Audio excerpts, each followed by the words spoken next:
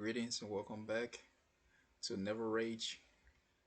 This is Quasi Games, and we've been working on NeverRage, our flagship MMO, for a while now.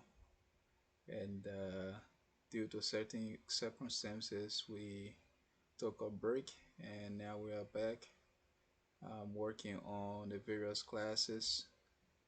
And today we're going to be looking at combat. Well, not combat. We're going to be looking at damage. And after setting up the damage system and setting up a framework for calculating damage, we'll be looking at combat for the various classes. So this here is a local test, and this is the server, and this is connected to a live database. So we're gonna connect, and so far what we've been working on was the spawning system, saving position of the avatar when user disconnects, and then work on interaction for the avatar. And the UI got a little bit of work up. As you can see, the hit bar is changed to use to present the will damage system, and we're gonna take a look at that pretty soon. So right now the character is level 7. We also have that set up in the UI, and this progress bar, it updates as you complete the intro quest, which I've already done for the most part right now. And the most important reason why this project is taking a bit of some time is because I want to have every user aware of the various control and the various systems, like interacting with items and damage systems and all of that. We want users to be able to do that and quickly be able to focus on gameplay instead of spending too much time learning how the game works. We want to have user jump in as fast as possible, and you can see we have a little bit of a jump system here. The reason why the jump is a little bit slow is because we don't have animation for the avatar, and the avatar isn't animatable in a sense.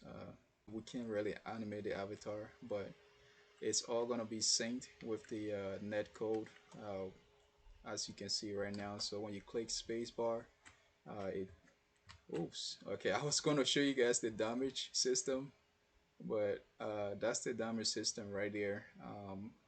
The overall goal here was to show that like you can take damage from various elements in the game world, and the world just changed. The skylight system, uh, there's a dangerous time, as you can see in the sky zone. Anyways, I wanted to share the little damage system that we were working on, and yeah, that's it so far. The orange right there is the it's the physical damage bar.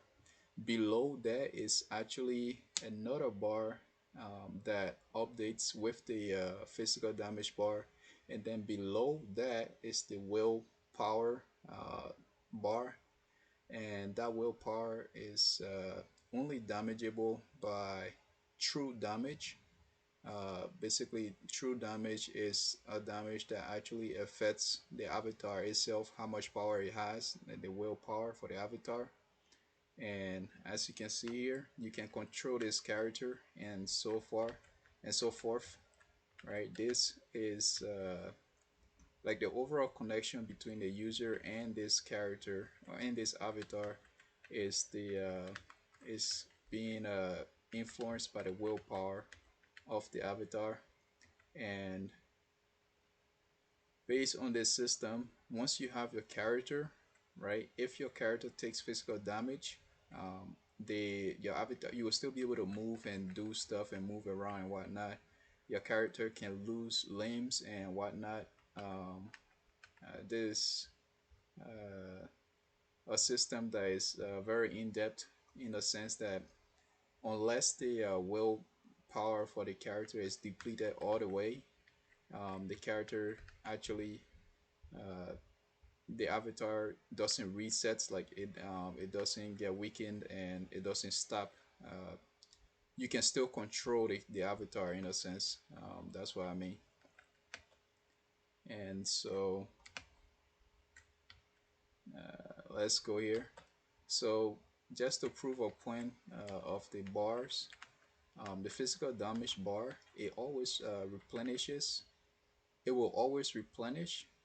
It's not completely programmed yet, but it will always replenish as long as you have willpower for the avatar. But once the avatar willpower hits zero, um, the avatar everything stops working in a sense, and that's what we're gonna be working on. And once that's done, we will be working on animations for attacks, for basic sword attacks and whatnot.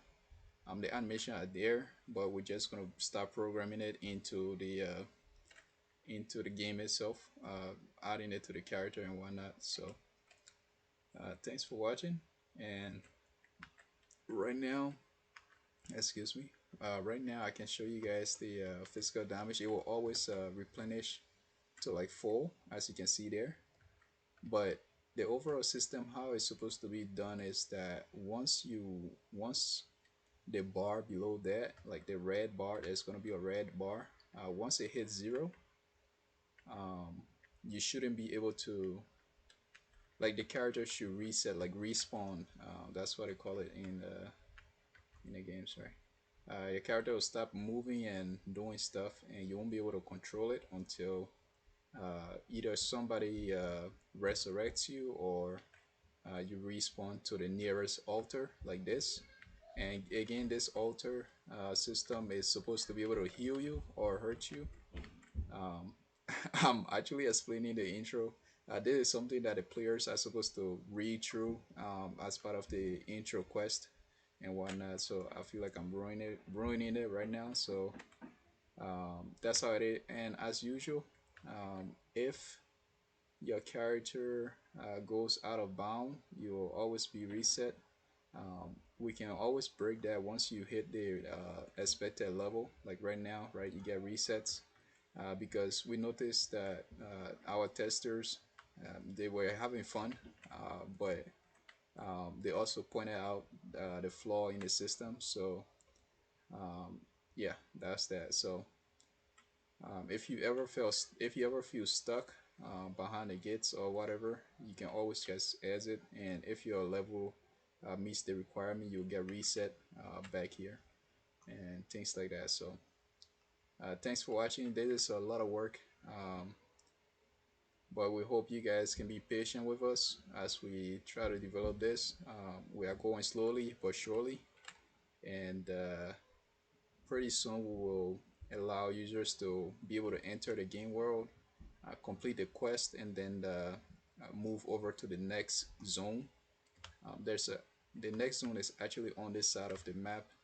Um, I forgot to disable it, but yeah. So that's that. Thanks for watching. I'll see you guys. Bye bye.